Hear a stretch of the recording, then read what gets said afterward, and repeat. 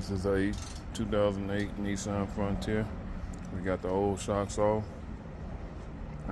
Just this driver's side, and then we'll move on to the passenger side, and then we'll move up to the front and replace the struts.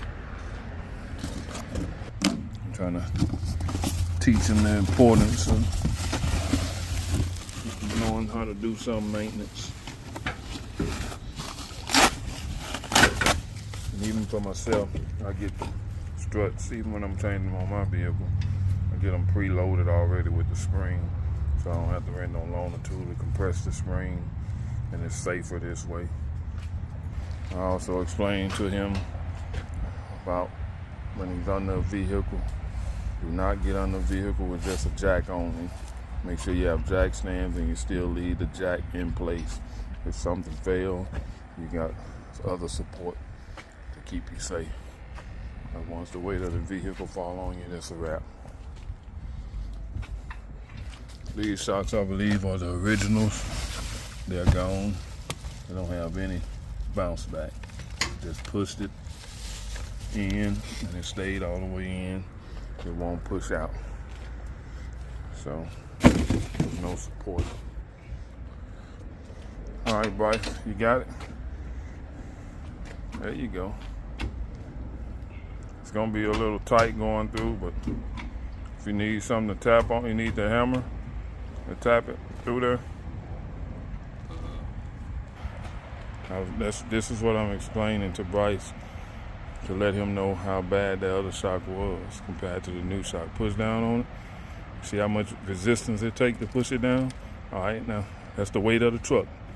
You emphasizing the weight of the truck on that shock. Now when you put it in position, it's gonna automatically come up to where it needs to be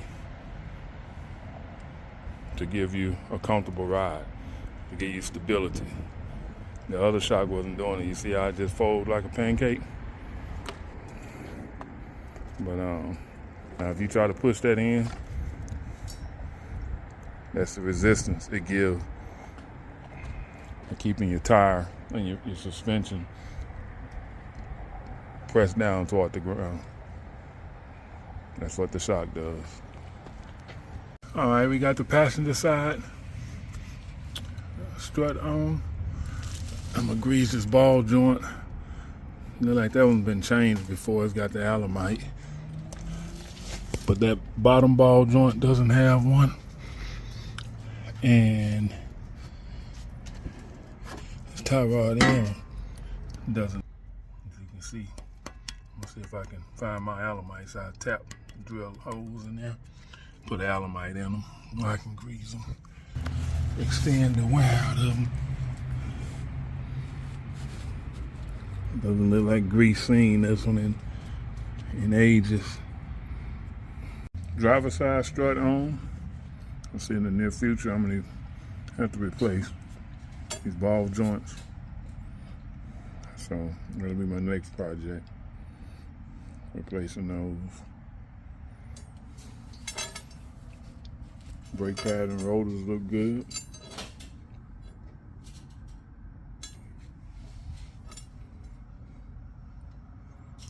That's pretty much it. Like I say, you just buy if you buy them already with the springs on the struts, the assembly is much easier and faster. That's all I got. I'm gonna put this wheel back on, and it's already sitting up much higher in the front than it was before we started, because those were the original struts. So it's gonna sit up to match the back now. All right, what we're doing is replacing the sway bar bushings. Got two on the frame here, and then we got this little thingy that goes on the end of the sway bar and mounts to the frame itself. So I'm gonna do this side, and I'm gonna show Bryce what to do so he can do the other side.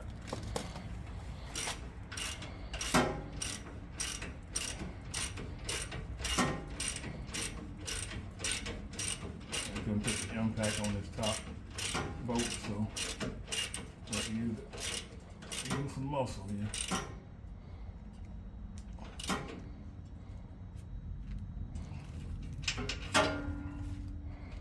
All right, we good.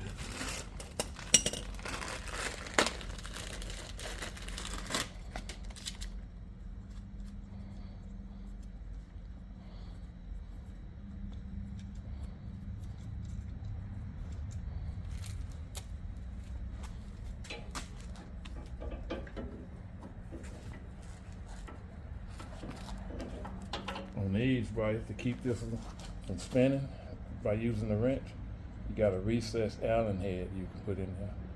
Once you get the nut on there, and that'll keep this whole thing from rotating on there.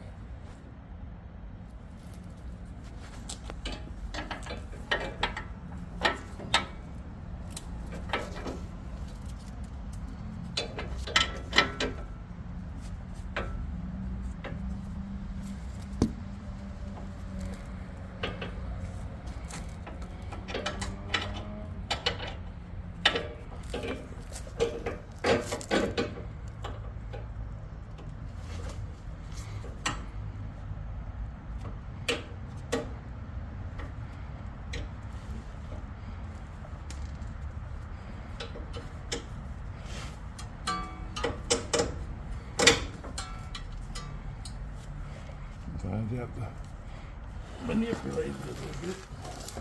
A little horsepower, a little muscle power rather. Put the nut on it.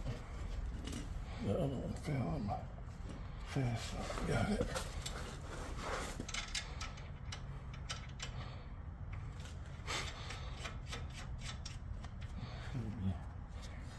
Should be 17 millimeters too.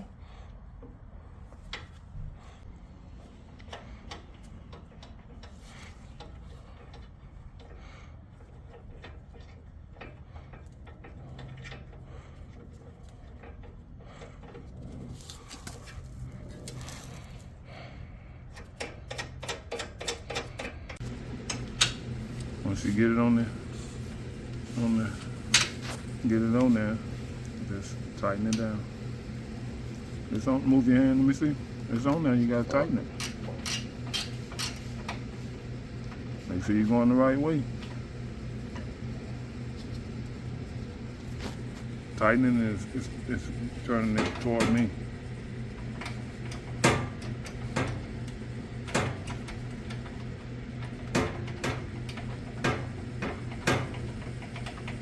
Move your hand, let me see. Move your hand. Now turn it. You loosen it. Take the ratchet off and turn the clicker the other way.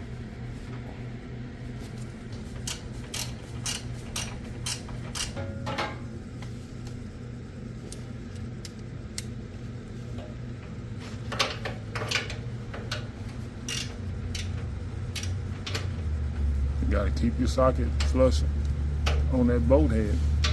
It can't be tilted down to the top or to the side. It gotta be straight on there.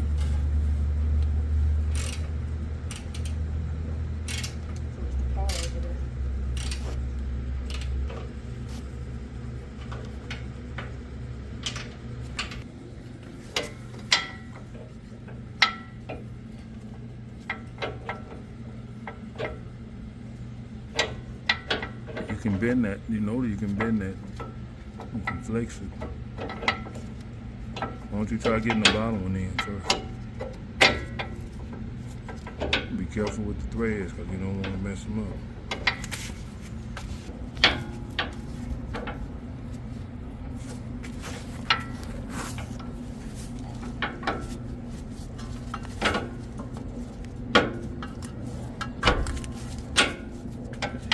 There you go. Put the new bolts on it.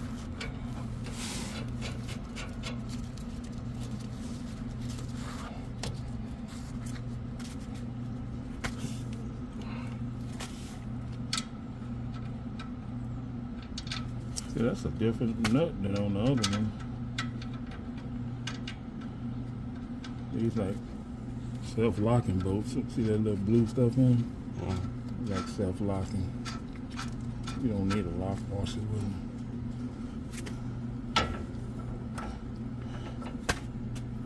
Got them on hand tight. Alright. Now you can, through the drill, have the 17mm on it. You can use this one, it's 17mm. That's a different one. It's about an 18.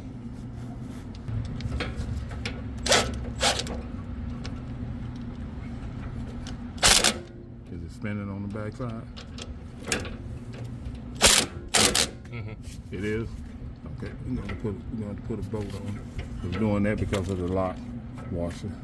So I'll have to find a wrench to fit the back side of that nut, and I'll hold it while you drill it.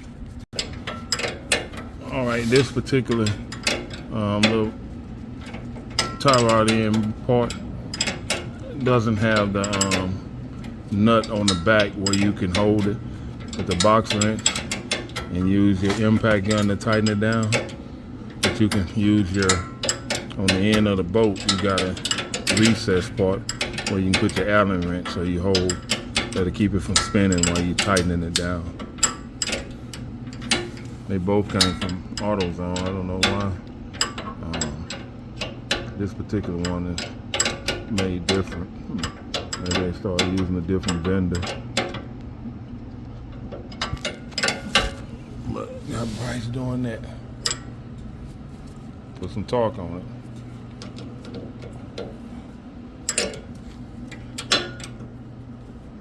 Make sure your hand don't slip and bust your knuckle.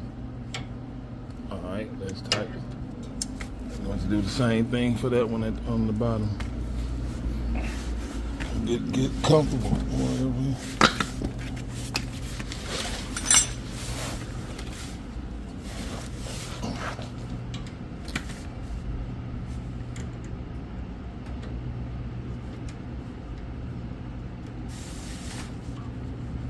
That's why I only do the easy job on cars. Preventive maintenance. It's not that bad. I don't like being a grease monkey.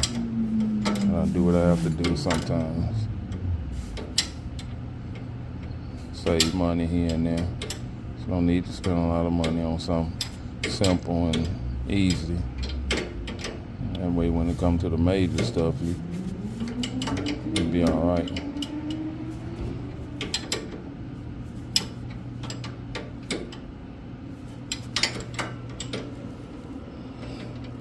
Much slower than an impact gun.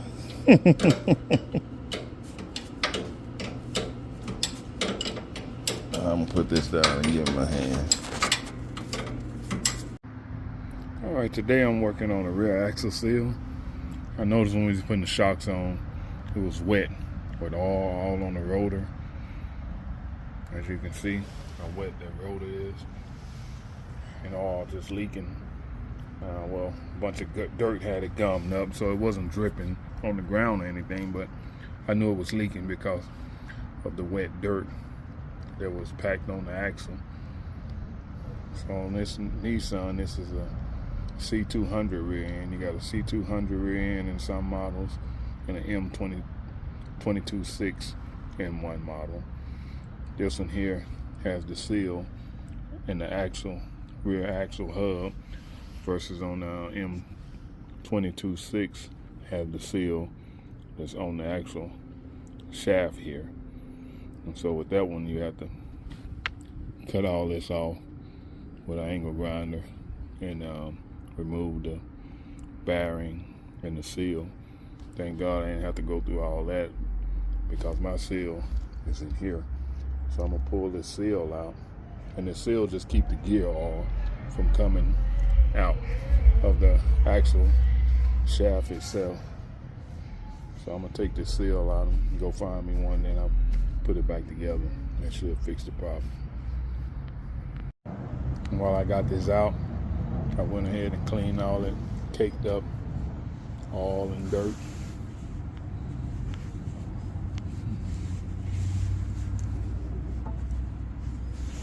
Off of the hub, the brake hub. So I'm grab some more brake cleaner and clean everything out. Put it back. Make it look good.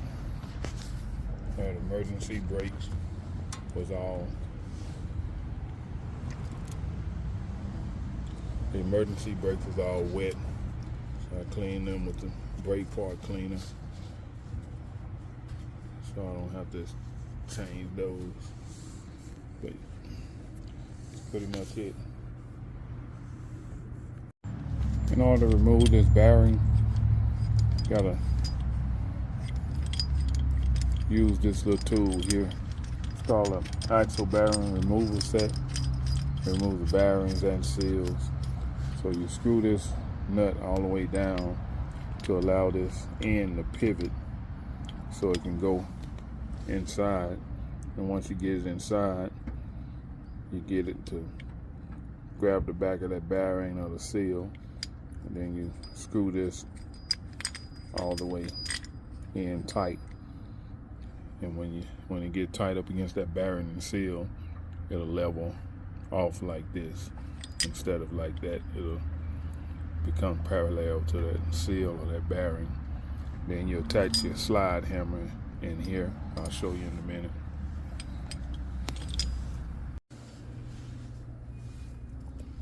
This is what you call a slide hammer. This is what it looked like. This is a 5-pound slide hammer. So this green thing is 5 pounds. We're gonna take these threads that's threaded in, screw it into this threaded end. I had to end up using a screwdriver to get this out. You have to kind of mark it up a little bit, but I'm gonna hit that with some sandpaper. But all the adapters for this bearing puller were too big to fit inside this hole right here. I didn't have one small enough.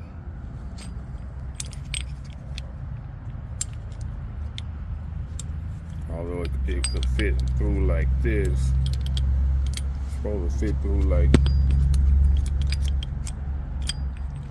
just like that. But you had this lip in there that was stopping it from doing that. So I'm gonna get some sandpaper and smooth that down, and I'll go grab the seal and put it back together. It's a pretty easy job, which is probably cost you $300 to $500 at a shop, maybe more than that at a dealership. The seal probably $10.